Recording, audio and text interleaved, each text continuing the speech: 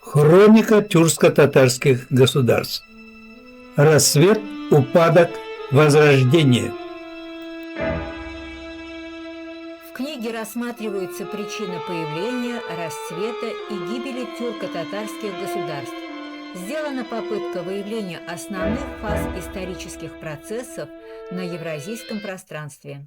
Дан краткий обзор многочисленных тюркских государств с древнейших времен до сегодняшнего дня. Выпуск 1. Предисловие. Память о Великой Татарии не уничтожить. Эпиграф. Если у детей множество государей, которые явятся после Чингисхана, вельможи, богатыри и беки, находящиеся у них не будут крепко соблюдать ясы, то дело государству потрясется и прервется. Опять будут охотно искать Чингисхана и не найдут. Чингисхан. По словам весьма авторитетного французского историка Рене Груссе, всем тюркам свойственно врожденное чувство умения управлять, причем не только собственным государством, но и оседлым населением, у которого он заслуживает признания за то, что мог положить конец междоусобицам. Достаточно дать краткий обзор, даже простой перечень тюркских государств с тем, чтобы увидеть количество и масштабы созданных тюрками государств. Слово «перечень» настораживает. С одной стороны, он говорит о творческом гении тюрков, с другой – нестабильности характера или же центробежных тенденциях, присущих тюркам-кочевникам. Нежелание подчиняться иерархическим структурам, без которых государство оказывается непрочным, один из признаков номадизма, сохранившегося даже у оседлых татар. Номадизм не говорит о склонности к анархии или стремлению к разрушению государства. Напротив, татары всегда были государственниками, лояльными даже к враждебному государству, однако их развитие шло не по европейским лекалам. Они изобрели свой собственный способ организации общества без жесткой иерархии, но с авторитетным лидером. Они всегда искали сильного вождя, способного объединить конкурирующие интересы, вырабатывали способы создания общественных отношений не в рамках границ, а поверх границ, поверх социальных и этнических различий. Способность строить государство, соединять народы, Европу с Азией в единый организм под названием Евразия говорит о высокой культуре тюрков. Попытки написать историю тюркских государств предпринимались неоднократно. Литература по этому вопросу настолько обширна, что требует отдельного изложения. Для нас достаточно взглянуть на этот вопрос с точки зрения роли татар в этих процессах. Далеко не всегда историки знают, как вписать татарскую историю в общетюркскую или монгольскую. Поэтому порой просто опускают татар из исторических процессов, назвав их или монголами, или ордынцами, или растворив в каком-то конкретном народе. Некоторые считают термин татар не этнонимом, а политонимом, или же вовсе лишним термином. Образец игнорирования татар представлен в книге Рустама Рухманалиева. Извините за ошибку, в скобках замечу, что автор совершенно неизвестный, некий Рустам Рахманалиев. Книга его называется «Империя тюрков. Великая цивилизация. Тюркские народы в мировой истории с X века до нашей эры по XX век нашей эры». Эта книга вышла в 2009 году. Скобку закрываем. И этот автор далеко не одинок в своем стремлении опустить само имя татар из истории тюркских империй. Однако память о Великой Татарии не уничтожить одним росчерком пера. Трудность отделения татарской и общетюркской истории друг от друга породил термин «тюрко-татарская история». Это понятие в дореволюционной литературе использовалось применительно к близким по культуре и языкам народам, имеющим общий корень в прошлом. Порой отделить историю тюркских народов от татар невозможно в принципе. Особенно это относится к Средневековью. Так, некоторые племена, кимаки, кыпчаки и другие в свое время отделились от материнского татарского племени и попали в историю под своим собственным именем. Не случайно кодекс Куманикус называет кыпчакский, куманский язык татартеле. В более поздние времена узбеки, казахи, нагаи и другие образовались, отделившись от основного массива татар и смешавшись с другими тюркскими племенами. Сегодня они имеют собственное государство, язык и развитую национальную культуру. Однако, изучая их средневековое прошлое, приходится говорить о тюркско-татарской истории. До революции лингвисты предпочитали термин «тюрко-татарские наречия». Многие тюркские языки, лучше говорить о наречиях или даже говорах, очень близки и неверно искать в них различия, которых по существу нет ни в прошлом, ни в настоящем. Существует два диалекта единого в основе по грамматике и во многом лексике тюркского языка – огузский и кыпчакский. Диалекты делятся на наречия, а те, в свою очередь, на говоры. Такая терминология лучше отражает существо дела, нежели введенная в сталинские времена классификация тюркских языков. Сегодня малейший нюанс произношения даже одного звука, например, цоканье, называют диалектом и на этом основании выделяют группу мишар. Практический смысл такой лингвистики и разделение татар на более мелкие группы сибирских, астраханских татар, нагайбаков, кряшин, мишар. В образовании самостоятельных народов, отделившихся от татар, есть причины объективные, например, территориальные особенности, и субъективные, сталинская политика. Как сложилось, так сложилось. Тем не менее, ученым следует знать реальные процессы, а не советские мифы. Следует учитывать особенности ситуации в разные века и на разных территориях. В годы становления различных народов этнонимы не носили столь определенного характера, как сегодня.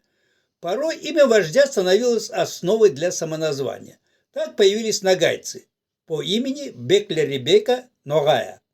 Узбеками называли татар Золотой Орды во время правления Узбек-хана. Затем это имя перешло к сибирским татарам во главе с шайбанидами. Их стали называть кочевыми узбеками. В годы возвышения татар в Монгольской империи этноним татар превратился в политоним. Так стали называть многие тюркские племена. До революции азербайджанцев называли кавказскими татарами, имея в виду, что правившие в свое время хулагуиды были чингизидами. Однако различия между современными татарами и азербайджанцами слишком значительны. Гораздо ближе по языку и культуре кумыки, которых в средневековых летописях называли дагестанскими татарами. Жизнь многообразна, она не укладывается в какую-то теоретическую схему, тем более и сами татары прошли значительную эволюцию со времен тюркского каганата Золотой Орды, многочисленных татарских ханств и, конечно же, в эпоху развития капитализма. Выражение «тюрко-татары» имеет право на существование применительно к объяснению исторических процессов. Следует заметить, что вплоть до революции шли споры о доминировании среди народа тюркского или, собственно, татарского начала. Многие ученые начинали исследование истории татар с общетюркских корней. Хасан Гата Габиши в работе «Всеобщая история тюркских народов», изданной в 1909 году в Уфе, представляет не только общетюркские корни, но и всех соседей, с кем приходилось контактировать предкам тюркских народов. Заки Валиди Тоган, который позиционировал себя в качестве башкирского историка, но писал о татарской истории. Он, видимо, в качестве компромисса использовал термин «тюрко-татарская история». Садри Максуди писал об истории тюркского права и так далее. Список можно продолжить. Известный историк Газиз Губайдуллин в своем выступлении на Первом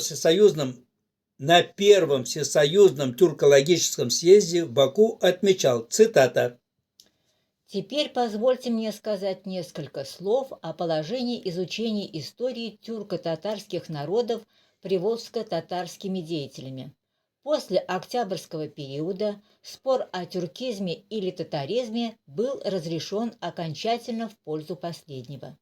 Поэтому татарские историки сосредоточили главное свое внимание на изучении и популяризации истории татарского народа, главным образом после падения ханства. Конец цитаты.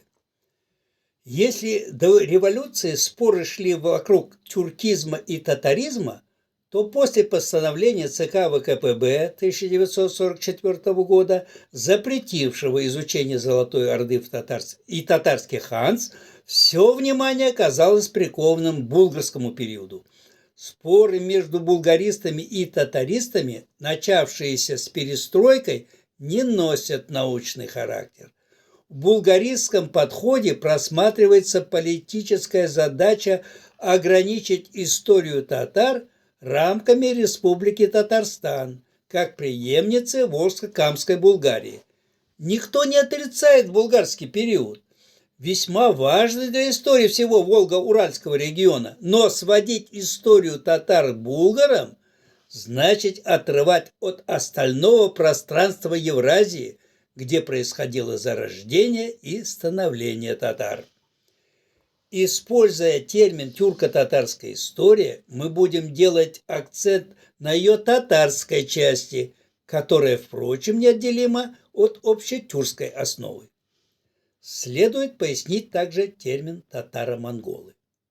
В литературе насчет этого понятия существует большая путаница.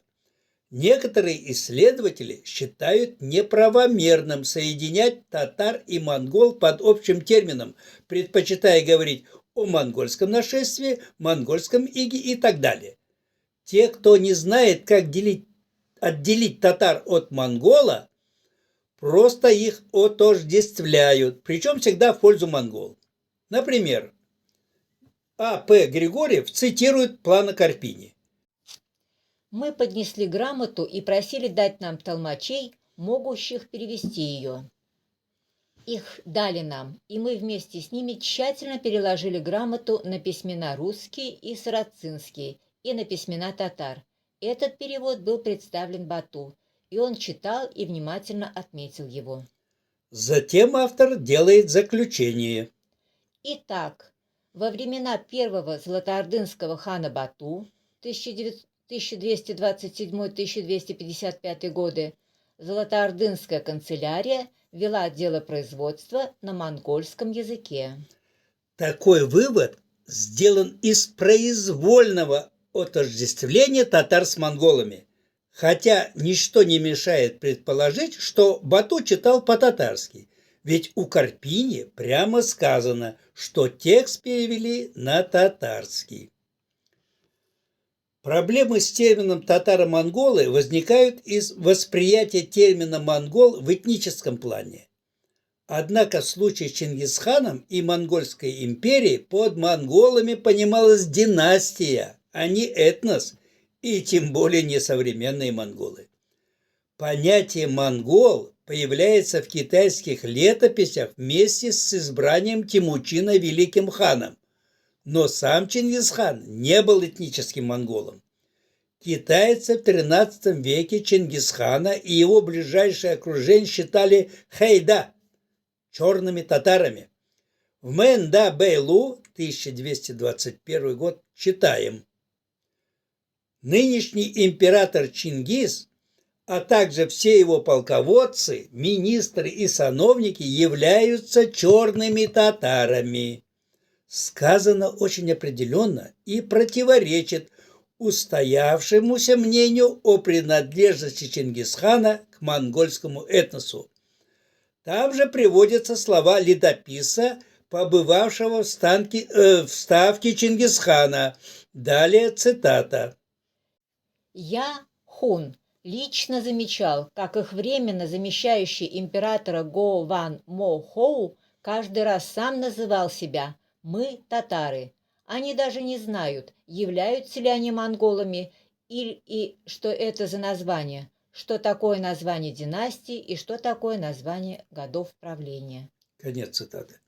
Мохоу или Мухали был самым приближенным человеком Чингисхану и точно знал, татарин он или нет.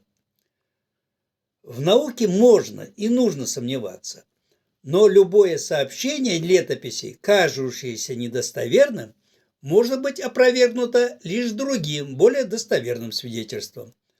Однако, что касается Чингисхана и его монголов, все источники в этом вопросе единодушны. В летописи «Краткие сведения о черных татарах» записано: государство черных татар, то есть северного Шаньюя, называется Великой Монголией. Северным Шаньюем китайцы называли племенных вождей северных хуну.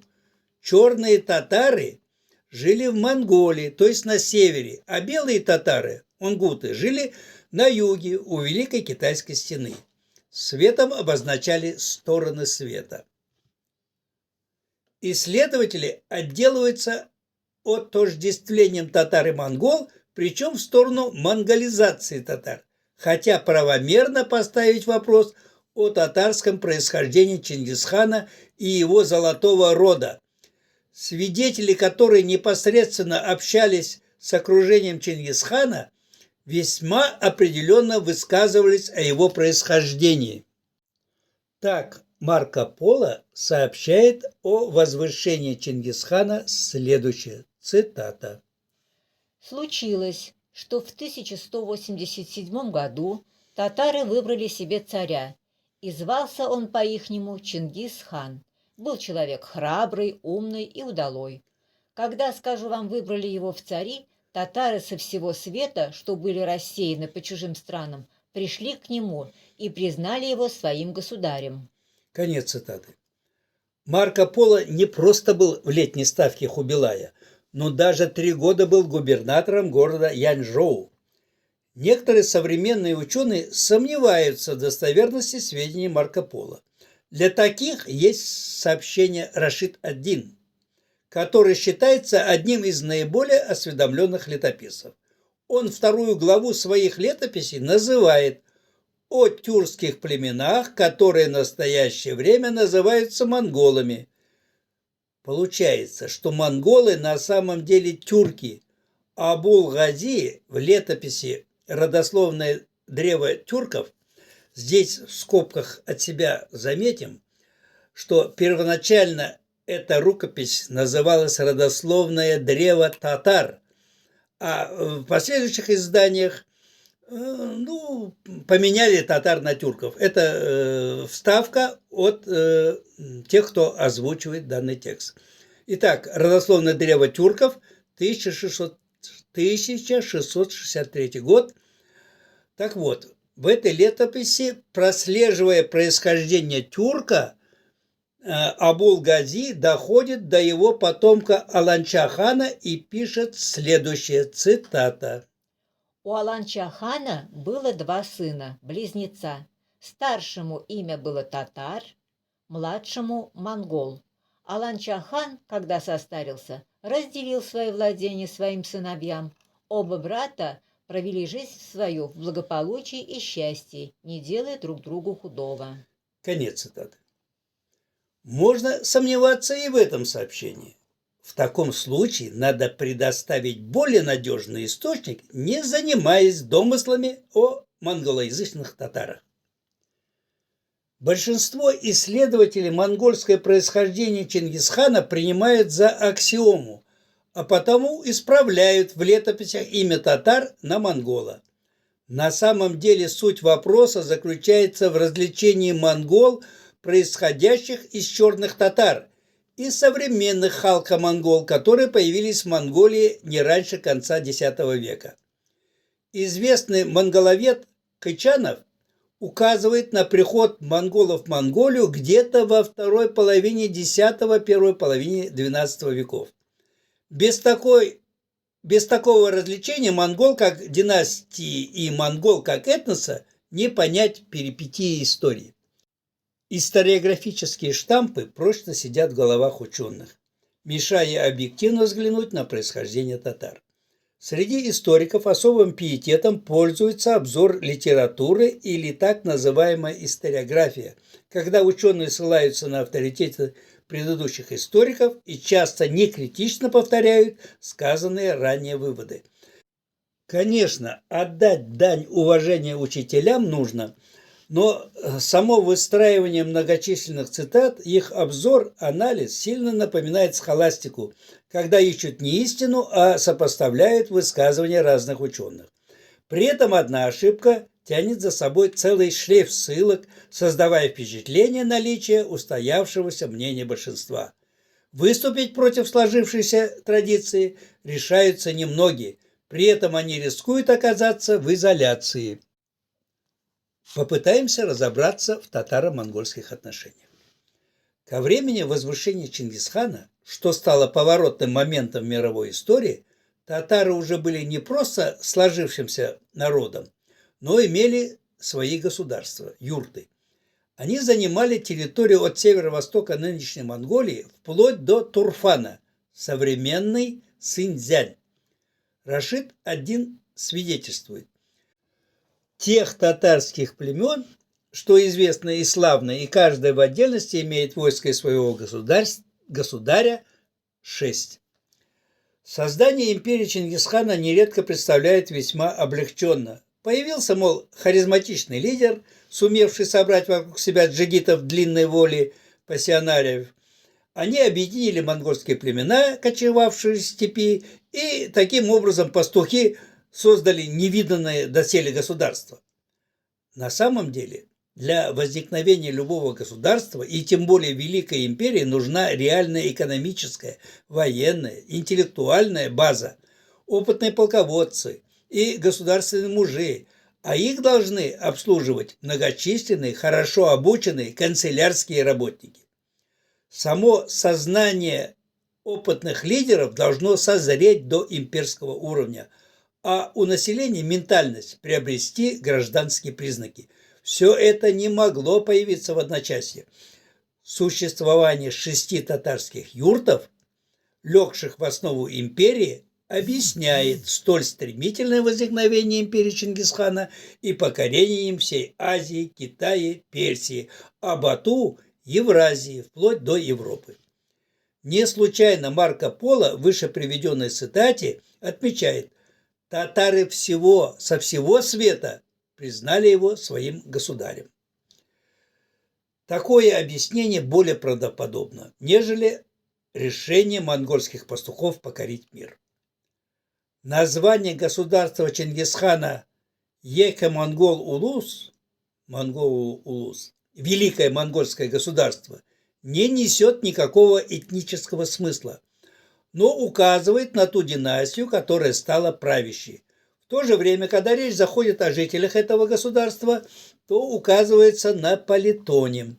В хронике Да-Цзинь-Гожжи, 1234 год, поясняется: Великая династия – это как раз и есть татары, да-да, монгольского государства. Дом Чингисхана, как последствие дом Бату, предполагал родовую наследственность, и в то же время его можно было в политическом плане понимать расширительно. Дом – это некий клан, состоящий из близких родственников и влиятельных политических сил, как правило, становящихся через браки дальними родственниками. Дом, независимо от того, совпадает он этнически с народом или нет, противостоит демосу, будун. Поэтому, когда мы говорим «монголы правили империей татар», то имеем в виду не этносы монгол и татар, а правящий клан великих монгол, по-татарски Аксияк, белая кость, и народ татар, будун, кара халык, простой народ. Иоанн де Плано Карпини, назвавший свое донесение «Liber Tartarorum», книга о тартарах, не ошибался, он речь вел о народе. Когда один из переписчиков XIV века уточнил это название в виде истории монголов, именуемых нами тартарами, «Historia Mongolorum quos nos Tartaros appellamus», он в заголовке указал и правящую династию, и подвластный народ. Особое внимание к империи Чингисхана вполне оправдано. Это было самое большое государство мира, и в анналы оно вошло как Великая Татария. При этом под Монголией имели в виду территорию, где жили этнические халка-монголы. В скобках заметим, халка-монголы – это современные монголы, живут на территории небольшой Монголии сегодня. И окончание этого выпуска. В данной книге к тюркским государствам отнесены не только страны с преобладанием тюркского языка и культуры, но и те, которые были основаны тюркскими династиями в иной культурной среде. Таким странам можно отнести Дунайскую Болгарию, основанную тюркоязычными болгарами или булгарами, впоследствии растворившимися в славянской среде. Другими примерами могут служить мамлюки в Египте, хулагуиды в Иране и так далее. Обзор тюркских государств призван показать две характерные черты тюрко-татар. Первое – способность создавать не просто государства, а громадные империи. И второе – гибель этих империй из-за внутренних раздоров. В биологии считается, что внутривидовая конкуренция самая острая. Этот тезис в полной мере подходит для тюрко-татар как в прошлом, так и в настоящем.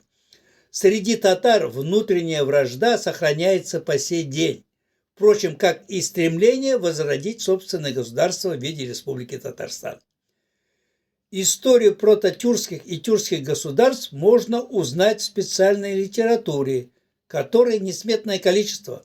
Наша задача – просто их перечислить без анализа, дать краткий обзор, увидеть масштабы и непрерывность образования тюркских государств с начала новой эры до сегодняшнего дня.